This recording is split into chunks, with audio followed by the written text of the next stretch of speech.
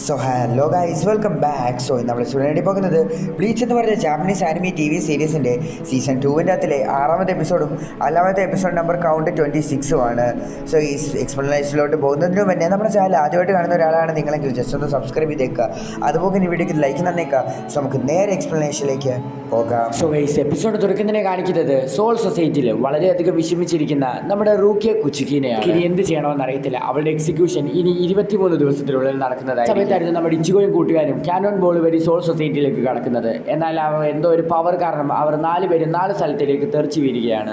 പിന്നീട് കാണിക്കുന്നത് മേളിൽ നിന്ന് തെറിച്ചു പോകുന്നത് നമ്മുടെ സാധുവാണ്. നമ്മുടെ സാധുവാണെങ്കിൽ അവൻ്റെ പഞ്ചിങ് ടെക്നിക്ക് യൂസ് ചെയ്തിട്ട് എങ്ങനെയൊക്കെയോ ആ വീഴ്ചയിൽ നിന്ന് രക്ഷപ്പെടുകയാണ്. അതിനുശേഷം നമ്മളെ വീണ്ടും കാണിക്കുന്നത് നമ്മുടെ ഒർഹിമീനെയും അതുപോലെ തന്നെ ഇഷിതേനെയുമാണ്. അവരെങ്ങനെയൊക്കെയോ ഒർഹിമയുടെ ടെക്നിക്ക് യൂസ് ചെയ്തിട്ട് അവിടെ നിന്ന് രക്ഷപ്പെടുകയാണ്. ഇതേ സമയം തന്നെ അവൾ താഴെ വീഴുന്ന സമയത്ത് തന്നെ നമ്മുടെ ഒർഹിമയുടെ കൈ ആണെങ്കിൽ ചെറുതായിട്ടൊന്ന് ബ്ലീഡ് ആവുകയാണ്. ഇതേ സമയം തന്നെ നമ്മുടെ ഇഷിതയാണെങ്കിൽ ഒർഹിമയുടെ മുറിവ് കെട്ടിക്കൊടുക്കാൻ വേണ്ടി ഫസ്റ്റ് എയ്ഡ് എടുക്കുകയാണ്.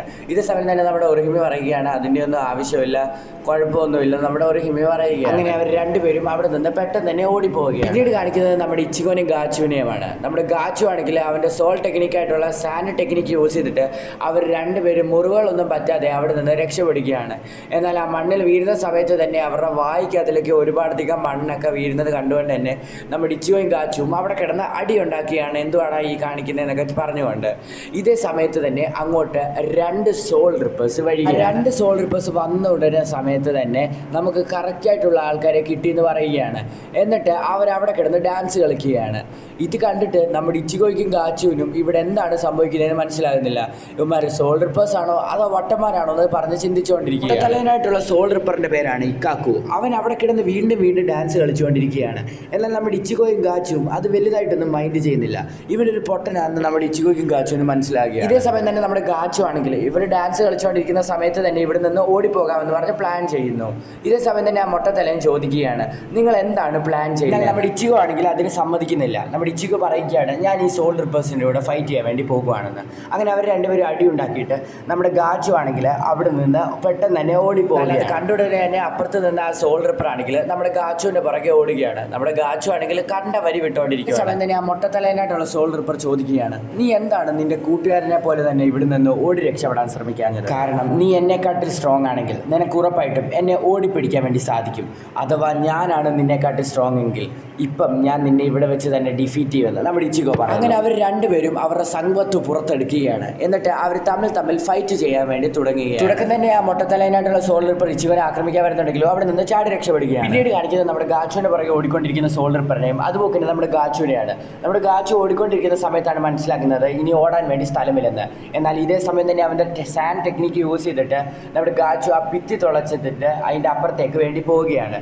എന്നാൽ പോകുന്ന സമയത്താണ് നമ്മുടെ ഗാച്ചുവിൻ്റെ ഒരു കാര്യം മനസ്സിലാക്കുന്നത് അവിടെ ഒരു വലിയ കുഴിയുണ്ടെന്ന്. ഇതേ സമയത്ത് തന്നെ നമ്മുടെ ഗാച്ചു അതിൻ്റെ അകത്തിലേക്ക് വീഴേണ്ടതായിരുന്നു. എന്നാൽ നമ്മുടെ ഗാച്ചു അത് എങ്ങനെയൊക്കെയോ മാനേജ് ചെയ്യുന്നു. ഇതേ സമയം തന്നെ ആ സോൾ റിപ്പർ പുറകിൽ വന്നിട്ട് പറയുന്നു ഇതാണ് പണ്ടത്തെ എക്സിക്യൂഷൻ സ്ഥലം. ഇതിലേക്ക് ആരെങ്കിലും വീണാൽ ഉറപ്പായിട്ടും ആൾ 100% മരിക്കുന്നതായിരിക്കും. അയാൾക്ക് ഒരിക്കലും രക്ഷപ്പെടാൻ വേണ്ടി സാധിക്കത്തില്ല. അതുകൊണ്ട് തന്നെ നീ തന്നെ തീരുമാനിച്ചോ നിനക്ക് എങ്ങനെ മരിക്കണമെന്ന്. വീട് കാണിക്കുന്നത് നമ്മുടെ ഇച്ചിഗോനെയും ആ മൊട്ടത്തലയനെയുമാണ്. അവർ രണ്ടുപേരും അവിടെ കിടന്ന് വളരെയധികം മാരകമായിട്ടുള്ള ഒരു ഫൈറ്റാണ്. അവർ രണ്ടുപേരുടെ നെറ്റിയും ഒരുപോലെ തന്നെ മുറിയുന്നു. എന്നാൽ ഇതേ സമയം തന്നെ അവൻ്റെ സമ്പത്തുവിൻ്റെ പുറകിലാണെങ്കിൽ അവൻ എന്തോ ഒരു ഓയിൽമെൻറ്റ് ഇങ്ങനെ ഒളിപ്പിച്ച് വെച്ചിട്ടുണ്ടായിരുന്നു. അവൻ അത് യൂസ് ചെയ്തിട്ട് അവൻ്റെ ആ മുറിവിലേക്ക് തേക്കുകയാണ്. ഇത് കണ്ട നമ്മുടെ ഇച്ചിഗോ പറയുകയാണ് ഇത് ചീറ്റിംഗ് ആണ്, നീ എന്താണ് ഈ ചെയ്യുന്നതെന്ന്. അന്നേരം ആ മൊട്ടത്തലയൻ പറയുകയാണ് ബുദ്ധിയുള്ളവർ ഇങ്ങനെയാണ് ചെയ്യുന്നത് എന്ന് പറയുകയാണ്. ഇതൊരു ചീറ്റിങ്ങേ അല്ലെന്നും ആ മൊട്ടത്തലയൻ സോൾ റിപ്പർ അവിടെ വെച്ച് പറയുന്നുണ്ട്. ഈ സമയം തന്നെ നമ്മുടെ ആ മൊട്ടത്തലയൻ സോൾ റിപ്പർ വീണ്ടും നമ്മുടെ ഇച്ചിഗോനെ ആക്രമിക്കാൻ വേണ്ടി വരികയാണ്. എന്നാൽ നമ്മുടെ ഇച്ചിഗോ ആണെങ്കിൽ അവൻ്റെ ആക്രമണം എല്ലാം വളരെയധികം ഈസി ആയിട്ട് തന്നെ ഡോഡ്ജ് ചെയ്യുന്നു. ഇതേ സമയം തന്നെ അവൻ ചോദിക്കുകയാണ് നിൻ്റെ മാസ്റ്റർ ആരാണെന്ന്. അന്നേരം നമ്മുടെ ഇച്ചിഗോ പറയുകയാണ് വെറും 10 ദിവസം മാത്രമേ അങ്ങനെ എന്നെ പഠിപ്പിച്ചിട്ടുള്ളൂ. അതുകൊണ്ട് തന്നെ അങ്ങനെ എനിക്കൊരു മാസ്റ്ററായിട്ട് വിളിക്കാൻ പറ്റുമെന്ന് ചോദിച്ചാൽ അതെനിക്കറിയത്തില്ല. എൻ്റെ മാസ്റ്റർ ഉരഹരയാണെന്ന് പറയും. കേട്ടുടനെ തന്നെ ആ മൊട്ടത്തലനായിട്ടുള്ള സോൾ റിപ്പറായിട്ടുള്ള ഫുഗാക്കു വളരെയധികം സീരിയസ് ആകുകയാണ്. നമ്മുടെ ഇച്ചോൻ്റെ കൂടെ സീരിയസ് ആയിട്ട് തന്നെ ഫൈറ്റ് ചെയ്യുകയാണ്. കാരണം മുരഹര എന്ന് പറയുന്നത് വളരെയധികം പവർഫുൾ ആയിട്ടുള്ള ഒരു സോൾ റിപ്പറാണ്. പെട്ടെന്ന് തന്നെ സോൾ സൊസൈറ്റിയിൽ നിന്ന് കാണാതായി പോയ ഒരു സോൾ റിപ്പറും മുരഹരയുടെ സ്റ്റുഡൻ്റ് അല്ലേ. അതുകൊണ്ട് തന്നെ ഞാൻ ഈ ഫൈറ്റ് ഇവിടെ വെച്ച് തന്നെ പെട്ടെന്ന് തന്നെ ഞാൻ അവസാനിപ്പിക്കുന്നതാണെന്ന് പറഞ്ഞുകൊണ്ട് തന്നെ അവൻ്റെ കയ്യിലുള്ള എന്തോ ഒരു സാധനം അവൻ വലിച്ചു തുറക്കുകയാണ്. അവിടെ ഒരുപാടധികം പ്രകാശം പോലെ വരികയാണ്. നോക്കുന്ന സമയത്ത് എന്തോ ഒരു സ്പിയർ പോലത്തെ സാധനമാണ് ആ മൊട്ടത്തലൻ സോൾഡർ ഇപ്പോൾ അവൻ്റെ കയ്യിലേക്ക് എടുത്തിരിക്കുന്നത്. അവൻ സ്റ്റൈലിഷ് ആയിട്ട് പറയുകയാണ്, എൻ്റെ പേരാണ് ഫിക്കാക്കു, ഞാൻ 11th ഡിവിഷൻ്റെ അകത്തിലെ ഒരു മെമ്പറാണെന്ന് പറഞ്ഞിട്ട് എന്തോ ഒരു സ്പിയർ പോലത്തെ സാധനമാണ് അവൻ്റെ കയ്യിലിരിക്കുന്നതെന്ന് നമുക്ക് മനസ്സിലാക്കാം. ഇത് ഉപയോഗിച്ചുകൊണ്ട് തന്നെ നമ്മുടെ ഇച്ചിഗോനെ ആക്രമിക്കാൻ വേണ്ടി അവൻ ഓടി വരികയാണ്. നമ്മുടെ ഇച്ചിഗോയ്ക്ക് എന്ത് ചെയ്യണമെന്ന് അറിയത്തില്ല. നമ്മുടെ ഇച്ചിഗോ എങ്ങനെയെങ്കിലുമൊക്കെ അതിൽ നിന്ന് ഡോഡ്ജ് ചെയ്ത് രക്ഷപ്പെടാമെന്ന് പറഞ്ഞ് നിൽക്കുകയാണ്. അതേസമയം തന്നെ നമ്മുടെ ഇച്ചിഗോ അത് ഡോഡ്ജ് ചെയ്യുകയാണ്. അവൻ്റെ സമ്പത്ത് ഉപയോഗിച്ചുകൊണ്ട് തന്നെ ആ സോൾ റിപ്പർ തടയുകയാണ്.